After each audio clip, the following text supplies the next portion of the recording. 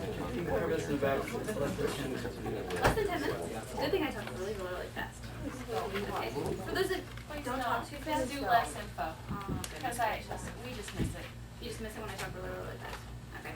And it's on the original handout that you got, which has out medical complications. Feel free to ask questions, or if I do begin to speak too quickly subconsciously, And what page? let me know. Or on page. Got it. It comes Before after. the article. Okay, got it. After psychotropic medication. It's after the child and adolescent pharmacology. Okay. Fantastic. Why do we use the food guide pyramid for the foundation of our meal plan here at the Middle-Range Treatment Centers? You guys know what we used before? Let's start with that. Or food exchange. The exchange system. When did we ever use the 4 food groups? There's 5, right? We used to use a system called the exchange system that basically split foods by their carbohydrate, their protein, and their fat content. So what we ran into is things like Coca-Cola, because they had 15 grams of carbohydrate, were put in the fruit category, because a piece of fruit also has 15 grams of carbohydrate. Obviously, we're not getting the same kind of nutrition out of Coke or gummy bears or jelly beans that you're getting out of fruit. So we were finding that there was a lot of rigidity with the system, and it was really putting the emphasis back on carbohydrate, protein, and fat, and calories, mostly calories. So what we did is we looked at something that we could use as a kind of a looser, more realistic way of eating, and that's why we went to the food guide pyramid. If you notice on the food guide pyramid, they actually categorize foods by their nutrients, meaning you have your dairy products together because dairy provides you with phosphorus and calcium and vitamin D. You have all your breads together, which includes things like, whole wheat muffins and pastas and things like that, because those give you certain, amounts of fiber and niacin and thiamine and all different kinds of vitamins and minerals. It's definitely not as rigid in terms of the calories, and that we don't as closely to obviously count the calories as well with this system. Sometimes a grain serving might be 80 calories, and sometimes it might be 100. With the idea that there's always going to be a balance, a checks and balances of sometimes going a little over and sometimes being a little bit under. So it's a looser system that bases of food, puts it into category based on its whole nutrient intake versus, or whole nutrient value versus just carbohydrate, protein, and fat. Does that make sense? And again, we're really trying to look at it very, very loosely. Okay, a patient asks you why she has to have fat in her meal plan. Assuming she's already discussed this with her RD, what might she say? The first response to that was, what did the RD tell you? And so I'm just going to explain to you what we tell the women about fat in the diet. If we could have fat be called a different word, we would, because obviously what you eat, the nutrient fat, and what you get on your body, adipose tissue, are the same word, and they're not the same thing. Fat is an essential part of the diet. It helps your skin be soft. It helps your hair, be thick and full. That's why we see the women losing their hair, because of their essential fatty acid deficiencies. And most importantly, it helps you to feel full. At one time we played with calling fat our satiety factor, or our fullness factor, because it gives you that feeling of fullness. So you want to emphasize to them that in a way, fat actually can prevent you from overeating if you eat the right amount of it, because it'll help you feel full. We've all had Snackwell syndromes where we've been on the diets where, back when I was in college, it was fat-free everything. And when you thought if you could just eat fat-free, you were fine. Well, you were eating like 7,000 calories a day because you never felt full. So fat's an essential nutrient to the body. If you can call it something else, if you can get them to call it something else, that's great. But emphasizing also that certain vitamins are absorbed through fat, and just trying to dissociate that nutrient that's on the table in the food with the actual body tissue or adipose tissue that we put in our bodies. What's the difference between a lacto-vegetarian and an ovo-vegetarian? Vegetarians eat plant and milk. I'm reading this off, I forget. No, eat plant and milk and dairy products. Lacto obviously standing for what they will do. So lacto means they'll do dairy products. Ovo means they'll eat plant and egg products. We have really, I think, since I was here last, come away from having a lot of vegetarianism going on, and that's partially because of the trends we're seeing out there. Because all of our diets are high protein now, I think a lot of less women need to be vegetarians, or claim to be vegetarians. But also because of the menu selection process that goes on here, they're able to choose more often, so we don't run into as many problems with that as well. So any questions about vegetarianism? Vegetarian. Is a vegan the same thing as the overveg? No, a vegan is really, really difficult to work with. They essentially do nothing that comes from an animal. So a vegan wouldn't be able to do pasta because there's eggs made in the pasta. So they're very difficult. And something we always ask with vegetarian, I'm not even going to try to say it again, you guys know what I'm talking about, is do you wear leather shoes? I mean, if they're sitting there with the little 9 West sandals on, that are made from the cow, you can't possibly expect that they're not eating the cow because they're massive humanitarians. So we try to address the issues underneath. And sometimes, there are some legitimate vegans out there, but most of the time it's eating disorder issues.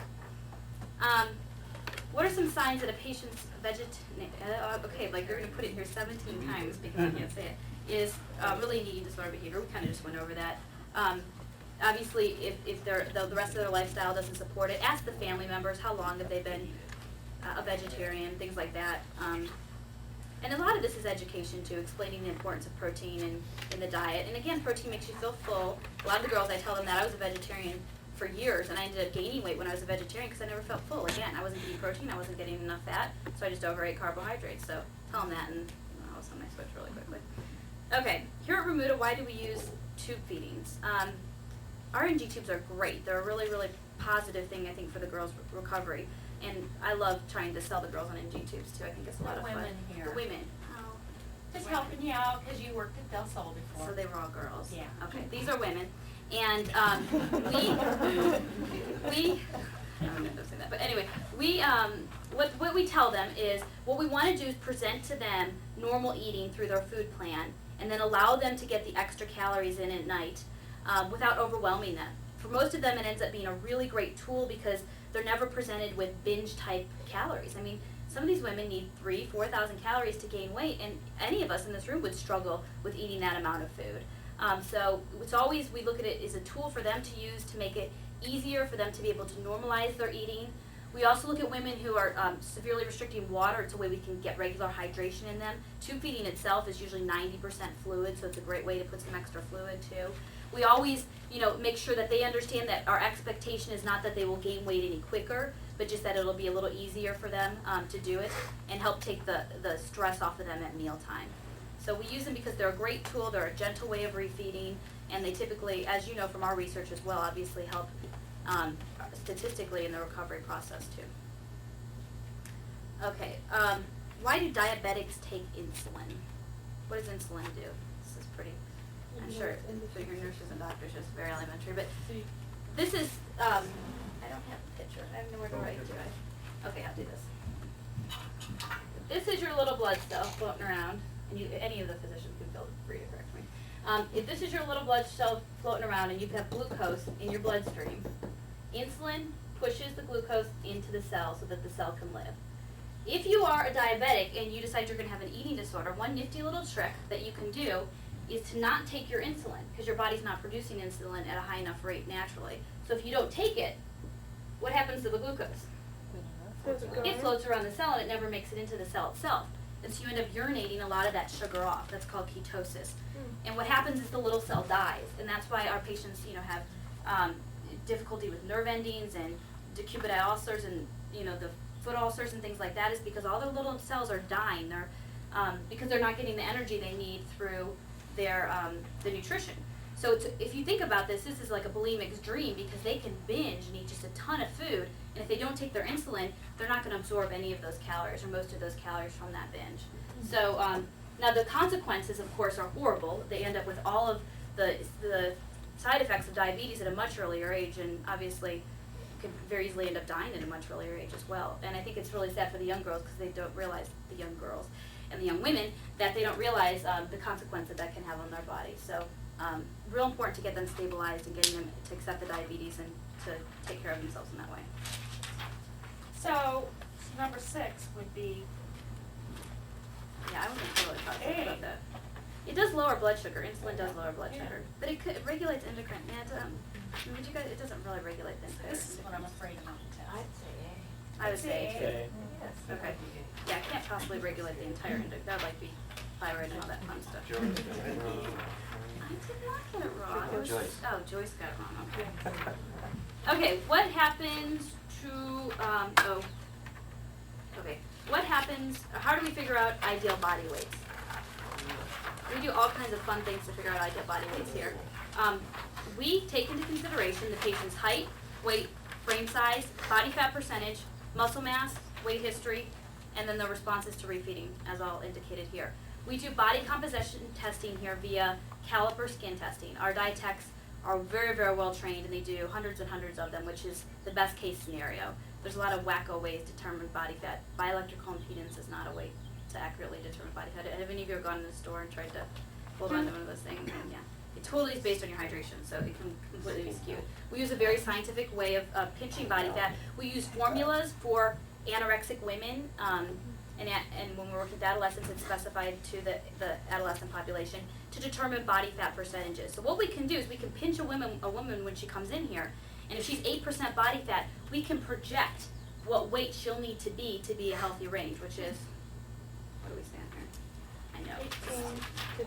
18 to 25%, exactly. So what we'll do is, okay, we'll say at about, if she's 85 pounds now and she's 8% body fat, we're predicting at about 110 or 115.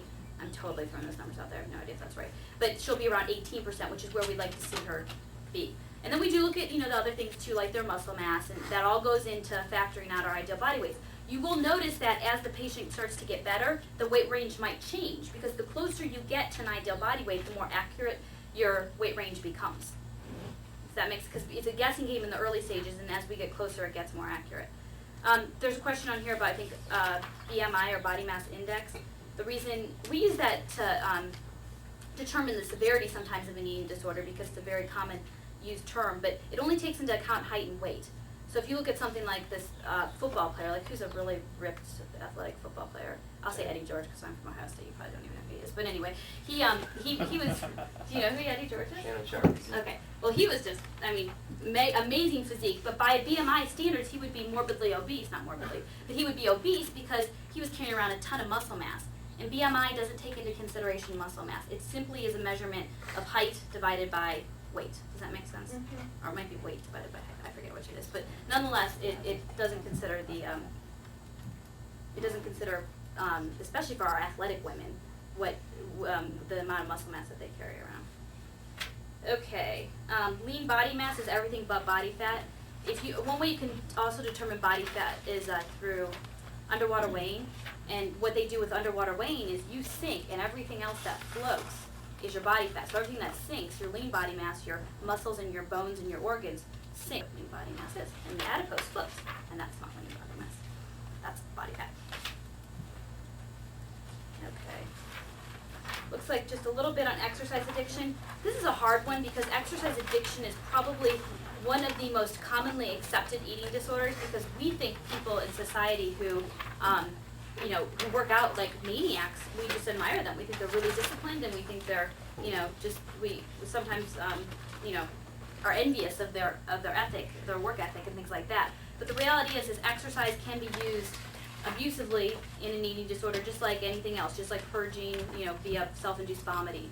And we need to look at exercise in terms of moderation and balance and an enjoyable activity. I always tell the women, do you want to commit to being on a treadmill in a gym 5 days a week for the rest of your life? Is that enjoyable to you? And most of the time they say no. They do that because they feel obligated to go in and burn X amount of calories. So we want to swing away from that mentality and talk more about enjoyable activities, joining sport teams, again, getting that balance and variety in there. And really not looking at as exercise a way of purging calories, but a way of keeping the body healthy. More muscle mass keeps your metabolism higher. Obviously, we know it reduces stress and things like that. Signs of exercise abuse, as you guys know, are people who can't take days off if they'll exercise when they're really, really sick. When they freak out for any reason, if they're just too busy and they can't work out, they tend to have really high anxiety. And again, when they're looking at it is the amount of calories they burn versus it being an enjoyable activity. And there's a lot of people who really struggle with this. And one of the questions I ask is, can you take a day off and have it, do you feel comfortable with that? And many of your exercise addicts are going to say, no, that's not okay. I have to work out every single day. Did I talk too fast? Yeah. No, that's good. Any questions? Just one. Where does the age come in to factor in establishing patient's ideal body weight? You said there was some for adolescents, some for Right. adults. There's two formulas that you use, and the formula itself actually accounts, there's an adolescent formula and an adult formula, and it also takes in the weight into that calculation, or into the age into that calculation. There's a subtraction that goes in there. Is that it? Thank you very much. Sure.